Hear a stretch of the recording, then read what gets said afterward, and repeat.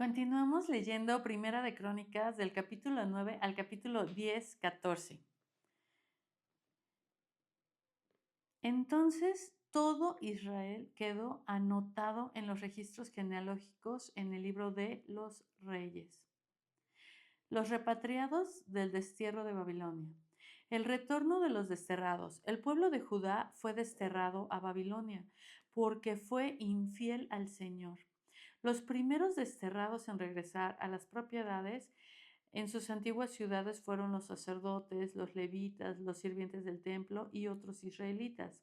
Algunas personas de las tribus de Judá, Benjamín, Efraín y Manasés volvieron y se establecieron en Jerusalén. Una familia que regresó fue la de Utaí, hijo de Amiud, hijo de Omri, hijo de Imri, hijo de Bani, un descendiente de Fares, hijo de Judá. Otros que volvieron pertenecían al clan de los silonitas, entre ellos Asaías el mayor y sus hijos.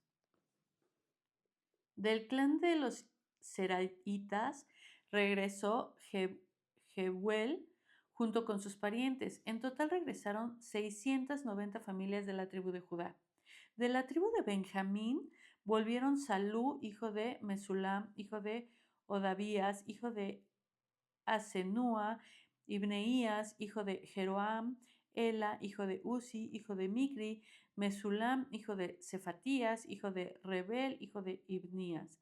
Todos estos hombres fueron jefes de clanes y aparecían en los registros genealógicos. En total regresaron 956 familias de la tribu de Benjamín. Vamos a leer la descripción de estos versículos. Aunque no todos en Judá fueron infieles, la nación entera fue llevada al cautiverio. Todos se vieron afectados por el pecado de algunos.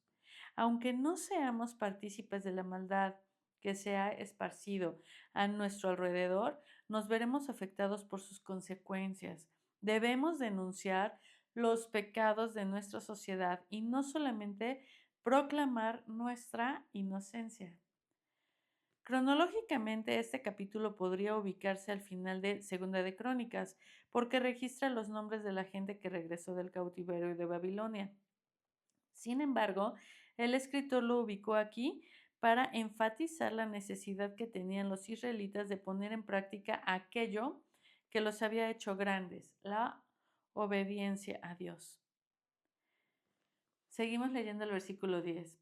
Los sacerdotes que regresaron. Entre los sacerdotes que regresaron se encontraban Jedaías, Joiraib, Jaquín, Azarías, hijo de Hilcías, hijo de Mesulam, hijo de Sadoc, hijo de Merayot, hijo de Ahitob. Azarías fue el funcionario principal de la casa de Dios. Otros sacerdotes que regresaron fue Adaía, hijo de Jeroham, hijo de Pasur, hijo de Malaquías y Masaí, hijo de Adiel, hijo de Jasera, hijo de Mesulam, hijo de Mesilemit, hijo de Imer. En total regresaron 1770 sacerdotes. Eran jefes de clanes y hombres muy capaces. Eran los sacerdotes responsables de oficiar en la casa de Dios. La descripción de estos versículos del 10 y 11 dice: cuando pensamos acerca de cuáles ministerios avanzan la obra de Dios, por lo general se nos viene a la mente predicar, enseñar, cantar u otras responsabilidades reconocibles. Sin embargo, Azarías era el funcionario principal a cargo de la casa de Dios y aquí recibe una mención especial. Cualquier función que usted desempeñe en la iglesia es importante para Dios. Él valora su servicio y su actitud al hacerlo. Cualquier cosa, el que tú hables con la persona de la tienda acerca del amor de Dios, el que tú digas, ¿sabes qué, Dios? Yo voy a dedicarme a dar el plan de salvación. Mira, el plan de salvación es solamente decirle, Señor, en esta vida no nos alcanza para todas las cosas buenas que Dios tiene para nosotros. Así que yo le recomiendo recibir a Cristo en su corazón, decirle, Dios, te pido perdón por mis pecados, así de Dios, perdona mis pecados. Cristo entra en mi corazón y dame vida eterna. Bendice a la persona y dale vida eterna, Señor. Ayúdale en esto y esto y esto, lo que Él quiera, punto.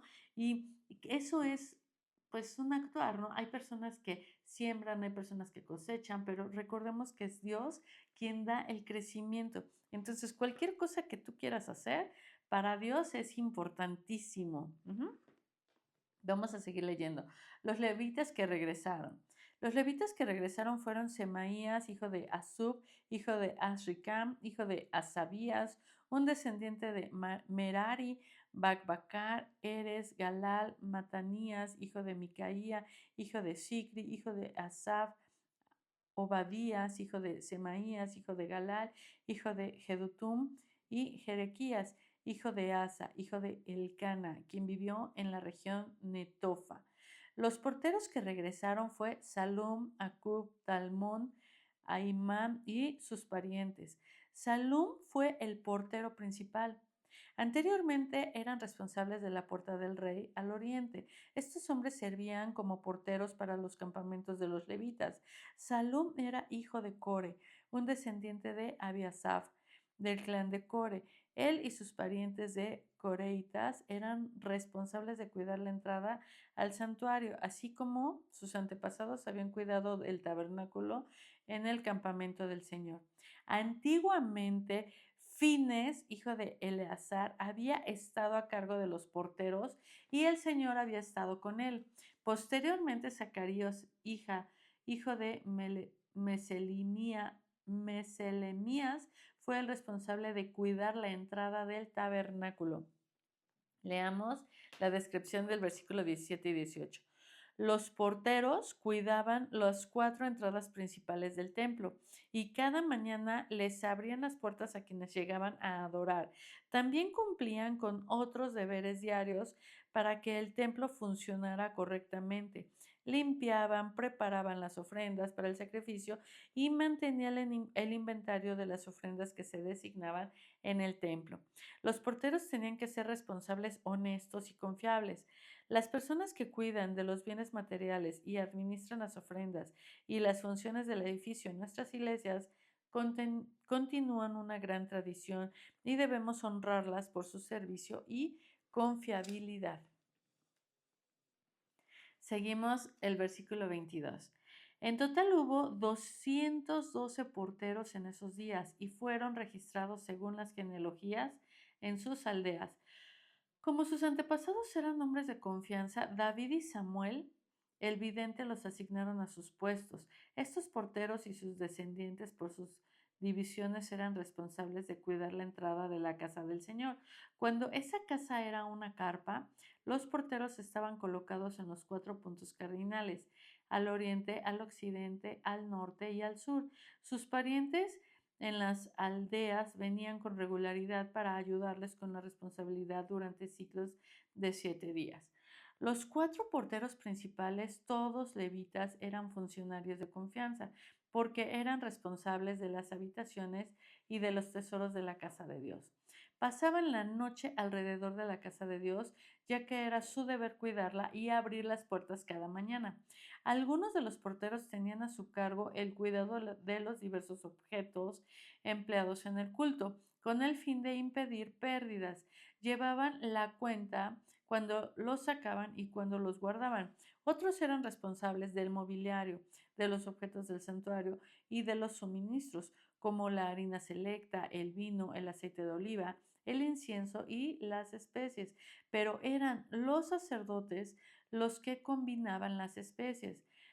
A Matatías, levita e hijo mayor de Salum, de Coreíta, se le confió la preparación del pan utilizado para las ofrendas, y algunos de los miembros del clan de Coat tenían a su cargo la preparación del pan que se debía poner en la mesa cada día de descanso. Los músicos, todos levitas prominentes, vivían en el templo. Estaban exentos de otras responsabilidades, ya que estaban de servicio a todas horas. Todos estos hombres vivían en Jerusalén, eran cabezas de familias levitas y aparecían como líderes prominentes en los registros genealógicos. Leamos esta descripción. Los sacerdotes dedicaban mucho tiempo y cuidado a la adoración. No solamente realizaban tareas complicadas descritas en Levítico 1:9, también eran responsables de muchos elementos del mobiliario. Todo lo relacionado con la adoración se preparaba y mantenía con cuidado para que tanto ellos como el pueblo pudieran adorar con su mente y su corazón centrados en Dios. En nuestro mundo agitado, es fácil llegar al culto de adoración sin prepararse de antemano para adorar. Una vez allí, pensamos en los problemas de la semana y nos preocupamos. Oramos por cualquier cosa que atraviese nuestra mente y no meditamos en las palabras de las alabanzas. Dios quiere que nuestra adoración se realice de forma apropiada y con orden. Primera de Corintios 14:40. Por lo tanto, de la misma manera que nos preparamos para encontrarnos con un socio de negocios o un invitado, debemos prepararnos cuidadosamente para cuando nos encontramos con nuestro Rey en adoración. Por supuesto. Así que aquí vemos que todo lo que ellos hacían tiene un orden. Entonces, ay, es que a mí me encanta leer la Biblia porque cuando yo la leo veo cómo todos se organizaban y tenían cada uno funciones diferentes y muchas veces nosotros, digo, estas son cosas que tenemos que aprender, uno no nace sabiendo, ¿no? Tú no naces diciendo, voy a ser organizada, tengo que poner las cosas aquí, no, todo eso lo vas aprendiendo durante el camino aprendemos no debemos de decir groserías porque eso pues no trae una buena actitud, tratar de evitar estar en chismes porque literalmente que te deja, no ver las noticias porque qué estás jalando en las mañanas y cosas así que en lugar de ver cosas lindas, cosas bonitas, digo, vemos, aquí nosotros vamos viendo cómo ellos estos son responsabilidades que vamos teniendo, son responsables, ellos tienen que tener una preparación, ellos tienen que hacer exacto. Entonces, ¿qué es y cómo es que tú te preparas? ¿Cómo estás organizado? ¿Has delegado dentro de tu casa o dentro de tu empresa? Porque aquí veo que muchas personas están haciendo cosas, son responsables, pero muchos han delegado funciones y eso les permite que puedan tener un momento a solas con Dios o nos sugiere que cuando estemos orando o cuando estemos haciendo algo, pues hagamos esto, ¿no? O sea, nos concentremos. De hecho, hace un momento que yo iba a empezar a leer la Biblia, les soy honesta, empezó a sonar el teléfono, empezaron a entrarme mensajes, y yo dije, ay, y lo único que oré fue, Dios, por favor, ayúdame a que en esta hora que quiero estar contigo, no me llame, no me diga nada, por favor. Es difícil, me empezaron a llamar, me empezaron a mandar mensajes, pero dije, Señor, déjeme estar en paz, quiero estar contigo. Y te lo prometo que llega un momento en donde ya no hay llamadas, ya no hay mensajes y puedo estar con Él, pero entonces se lo pedí. Y esa es una manera maravillosa que nosotros podemos tener para poder delegar responsabilidades para que tú puedas tener este tiempo con Él y no tengas que estar pensando en qué problemas tienes que resolver, porque al final cuando pasa eso, ni siquiera estás concentrado en su palabra. O sea, yo a veces quiero leer y empiezan a pasar cosas y me empiezan a llamar y es mejor tengo que pausar, tengo que cerrar y dejo de hacerlo porque esto es tiempo para él. Y cuando ya hay cosas que ya no puedo decir, pues es lo mismo que te recomiendo que tú hagas, hacerlo de esta manera, ¿no? Vamos a seguir leyendo el árbol genealógico de la familia de Saúl. Dice, Jeilel, el padre de Gabaón, vivía en la ciudad de Gabaón. El nombre de su esposa era Maca y su hijo mayor se llamaba Abdón. Los demás hijos de Jehiel fueron Sur, Cis, Bal, Ner, Nadab, Gedor, Ahio, Zacarías y Miclot. Miclot fue el padre de Simeam. Todas estas familias vivían unas cerca de otras en Jerusalén. Ner fue el padre de Cis. Cis fue el padre de Saúl. Saúl fue el padre de Jonatán. Melquisúa, Abinadab y Esbal. Jonatán fue el padre de Meribal. Meribal fue el padre de Micaía. Los hijos de Micaía fueron Pitón, Melec, Tarea y Acaz. Acaz fue el padre de Jada. Jada fue el padre de Alemet, Asmavet y Simri. Simri fue el padre de Mosa. Mosa fue el padre de Bina. Refaías fue el hijo de Bina. Eleasa fue el hijo de Refaías. Asel fue el hijo de Elasa. Asel tuvo 6 hijos, cuyos nombres fueron Asricam, Bocru, Ismael, Searías, Obadías y Hanán. Estos fueron los hijos de Hasel.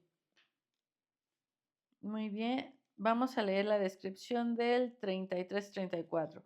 La adoración era lo primordial en la vida de muchos israelitas, cuya vocación se centraba en la casa del Señor. La adoración, o sea, glorificar a Dios por su naturaleza y ser, debe ocupar el centro de nuestra vida. Y no solamente unos minutos una vez a la semana. Nosotros también podemos adorar en todo momento si permanecemos conscientes de la presencia y dirección de Dios en toda situación. Si nos mantenemos en la actitud del servicio a Él, planifique su vida en torno a la adoración a Dios, en vez de que la adoración se convierta en otra actividad dentro de la agenda saturada. A ver, vamos a leer. Dios dice, planifica tu vida en torno a la adoración a Dios, en lugar de que la adoración se convierta en solo una actividad dentro de tu agenda saturada. Seguimos leyendo el capítulo 10. Viene una descripción del reinado de David. Dice, David se convirtió en rey en todo Israel y capturó la ciudad de Jerusalén. Dios prometió bendecirlo a él y a la nación, pero no le permitió construir el templo. Sin embargo, comenzó a hacer los preparativos para la construcción. Aunque David a veces tropezó y cayó en pecado, caminó con Dios, deseando sinceramente serle obediente. Por medio de los éxitos y los fracasos de David, aprendemos acerca de la importancia de entregarle completamente nuestro corazón a Dios y de que Él sea el centro de nuestra vida, esforzándonos a diario a ser constantes en nuestra obediencia a su voluntad.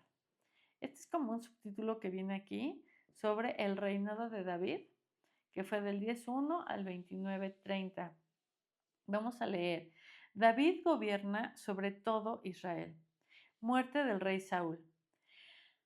Ahora bien, los filisteos atacaron a Israel y los hombres de Israel huyeron ante ellos. Mataron a muchos en las laderas del monte Gilboa. Los filisteos cercaron a Saúl y a sus hijos y mataron a 3 de ellos, Jonatán, Abinadab y Melquisúa. La batalla se intensificó cerca de Saúl y los arqueros filisteos lo alcanzaron y lo hirieron. Con gemidos, Saúl le dijo a su escudero, toma tu espada y mátame antes de que estos filisteos paganos lleguen para burlarse de mí y torturarme. Pero su escudero tenía miedo y no quiso hacerlo. Entonces Saúl tomó su propia espada y se echó sobre ella. Cuando su escudero vio que Saúl estaba muerto, se echó sobre su propia espada y murió. Así que Saúl y sus 3 hijos murieron allí juntos, y su dinastía llegó a su fin. Cuando los israelitas estaban en el valle de Jezreel, vieron que su ejército había huido y que Saúl y sus hijos estaban muertos. Abandonaron sus ciudades y huyeron. Entonces los filisteos entraron y ocuparon sus ciudades. Al día siguiente, cuando los filisteos salieron a despojar a los muertos, encontraron los cuerpos de Saúl y de sus hijos en el monte de Gilboa. Entonces le quitaron la armadura a Saúl y le cortaron la cabeza. Luego proclamaron las buenas noticias de la muerte de Saúl ante sus ídolos y a la gente de toda la tierra de Filistea. Pusieron su armadura en el templo de sus dioses y colgaron su cabeza en el templo de Dagón. Cuando el pueblo de Jabes, de Galad, se enteró de todo lo que los filisteos le habían hecho a Saúl, todos los valientes guerreros llevaron los cuerpos de Saúl y sus hijos de regreso a Jabes. Luego enterraron sus huesos debajo del gran árbol de Jabes y ayunaron por 7 días. De manera que Saúl murió porque fue infiel al Señor. No obedeció el mandato del Señor e incluso consultó a una medium en lugar de buscar la dirección del Señor. Así que el Señor le quitó la vida y le entregó el reino a David, hijo de Isaí. Quiero que leamos la descripción. La cronología de los capítulos del 1 al 9 cubre la historia israelita desde la creación hasta el destierro a Babilonia de 586 a.C. A partir de aquí, la narrativa retrocede hasta el principio del periodo monárquico de Israel y retoma el hilo con su primer rey, Saúl. El capítulo 10 de Primera de Crónicas comienza con la muerte de Saúl. Para conocer más acerca del reinado de Saúl, podemos leer el libro de Primera de Samuel. Cuando leemos la descripción del versículo 10, dice, se creía que Dagón, el dios más importante de los filisteos, traía la lluvia y daba abundantes cosechas. Los filisteos le construyeron templos cuando se establecieron en Canaán. En tiempos de sequía, allí le rogaban que tuviera compasión de ellos hasta el punto de sacrificar a sus hijos. En tiempos de abundancia, utilizaban los templos para celebrar perversas formas de entretenimiento, como la humillación de sus cautivos. Ver Jueces 16, 23, 30. Al final, Dagón, igual que los demás dioses paganos, no podían hacer nada a diferencia del único Dios verdadero, que lo vemos en Primera de Samuel, del 5, del versículo 1 al 7. Y la descripción del versículo 11 y 12 dice, las acciones de los valientes guerreros que trajeron de regreso los cuerpos del rey Saúl y de sus hijos y los enterraron deben alentarnos a respetar a nuestros líderes dados por Dios. David respetó el puesto de Saúl, incluso cuando Saúl lo perseguía por matarlo. Esto lo vemos en Primera de Samuel 26. Es muy fácil criticar a nuestros superiores fijándonos solamente en sus debilidades, sin pasar por alto sus pecados. Debemos respetar a quienes están puestos de autoridad, ya sea en el trabajo, en la iglesia o en el gobierno. En Primera de Tesalonicenses 5, del 12 al 13, encontramos instrucciones para honrar a los líderes de la iglesia y en Romanos 13, 1, 7 aprendemos cómo comportarnos con los líderes del gobierno civil. Y descripción del 13 y 14, sigo leyendo porque las descripciones están largas, ya que es importante esto. Saúl fue infiel activa y pasivamente. No solamente hizo lo malo, sino que dejó de hacer lo correcto. Desobedeció activamente cuando intentó cometer asesinato, cuando desobedeció instrucciones de Dios y cuando acudió a una medium. Desobedeció pasivamente cuando dejó de buscar la dirección de Dios mientras gobernaba. También es posible obedecer pasiva y activamente, además de evitar lo que es malo. Debemos procurar hacer lo que es correcto. En la siguiente descripción dice, este relato nos dice que Saúl no pidió la ayuda de Dios, pero en el relato de 1 de Samuel 28 leemos que Saúl le pidió a Dios que lo guiara y no recibió una respuesta. Esta aparente contradicción se resuelve cuando examinamos los motivos de Saúl y el momento cuando hizo su petición a Dios. Saúl acudió a Dios con su ruego desesperado hasta que después de tratar de hacer las cosas a su manera, buscó a Dios, solamente cuando no hubo otra alternativa. Cuando finalmente decidió clamar a Dios, el Señor no le respondió. Saúl buscó a Dios cuando le convenía y Dios lo rechazó por su incesante rebeldía y terquedad. No podemos solamente estar buscando a Dios cuando nos conviene. Él conoce nuestros corazones y Él sabe cuando lo buscamos de verdad, con todo nuestro corazón, cuando sabe que lo necesitamos y no solamente como por conveniencia. Él conoce nuestro corazón. Siguiente. Sigue siendo la descripción del versículo 14. Durante gran parte del reinado de Saúl, David se vio obligado a esconderse de él. Primera de Samuel 19:30. En ese tiempo, David tuvo varias oportunidades para matarlo y ascender al trono que Dios le había prometido. Sin embargo, David confió en la promesa de Dios y esperó convertirse en rey cuando Dios lo designara. No le respondía no le correspondía a David decidir cuándo terminaría el reinado de Saúl. Durante una batalla, Dios terminó el reinado de Saúl tal como lo había prometido. Aquí, en esta batalla, fue Dios quien dijo: hasta aquí llegaste, Saúl. ¿Por qué dice este versículo que el Señor le quitó la vida a Saúl? Si fue Saúl quien acabó con su propia vida. Lo vemos en Primera de Samuel 31:3-4, que fue cuando se metió, ¿no? Dios había rechazado a Saúl debido a su rebelión y terquedad. Eso en Primera de Samuel lo vemos del 15:22-26, y lo había juzgado por sus pecados.